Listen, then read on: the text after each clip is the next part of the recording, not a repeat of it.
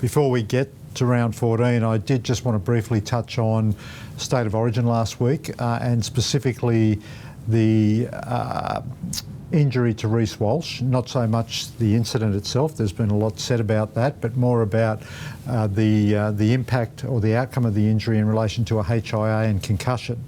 So there was a bit of confusion, and one of the things we try to do in these sessions is clarify incidents and educate people about some of our processes.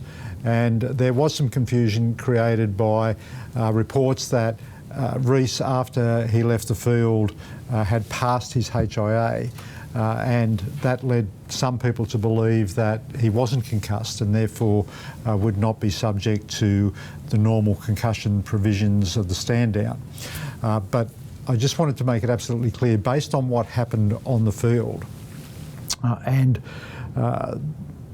again, I'm not going to go into the detail of the incident today, everyone has seen it, but resulting from that incident, Reece was actually unconscious momentarily.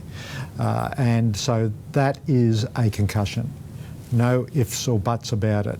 If a player leaves the field after that type of response to an incident, unconsciousness, but not only unconsciousness, obviously the other factors that go with a decision by the independent doctor in the bunker to rule on a Category 1 incident based on the signs. One of those signs is obviously unconsciousness, and although he was only unconscious briefly, he was unconscious. That is a concussion. It's not a matter of, well, we now go and do a test to determine whether that's a concussion or not. There was a test conducted, and that's part of the process in, commencing rehabilitation and just checking on the welfare of the player after he's suffered a head injury. But when a player responds in that way with that type of incident, then there is no question that that is a concussion. So passing the test is irrelevant in terms of what happens to the player either coming back in the game, which of course from a Category 1 incident you can't come back once it's been ruled as a Category 1 incident, and then in relation to the stand down period, the mandatory stand down period that follows that. So again, we just try to clarify that. There was some confusion around it, and understandably when people start talking about HIA tests being passed, but there's nothing that can undo a concussion, and it's straightforward. Any questions on that at all? Can you just explain why? So, what's the point of doing a HIA, having a head injury assessment? Well, in some cases, after it's been a Category 1 determination, they will still go through the process of doing a test, and some players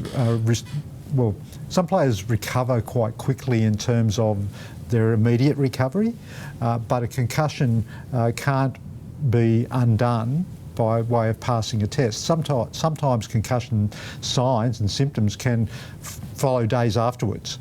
A player can have headaches, nausea, or a whole range of different responses that can be as a result of the incident, even though they might seem okay initially after it. So, I'm not a doctor clearly, but based on all of the medical advice that we have available to us through our Chief Medical Officer, through all of the club medical officers, and obviously through all of our experts that we deal with around HIAs, head injuries, and diagnosis of concussion. There is no question whatsoever that at the moment anyone is unconscious as a result of any kind of head collision on the field, then that is a concussion.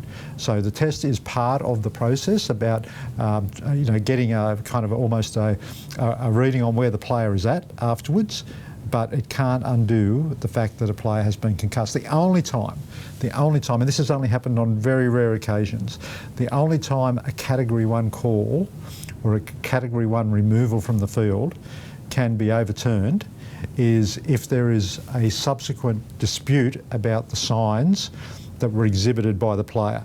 And that can, in very rare circumstances, can happen. The bunker, for example, might feel that a player exhibited a certain response to an incident, but there may be another reason for that. the player might have tripped or whatever, and the bunker didn't see that, and so they saw a stumble, and they thought it was as a result of the incident. But another angle might show that it was actually the player tripped. So, that's a very basic example. But the only time that a Category 1 outcome can be overturned is if there is some kind of dispute about the observation of the signs that were used to determine a Category 1 outcome.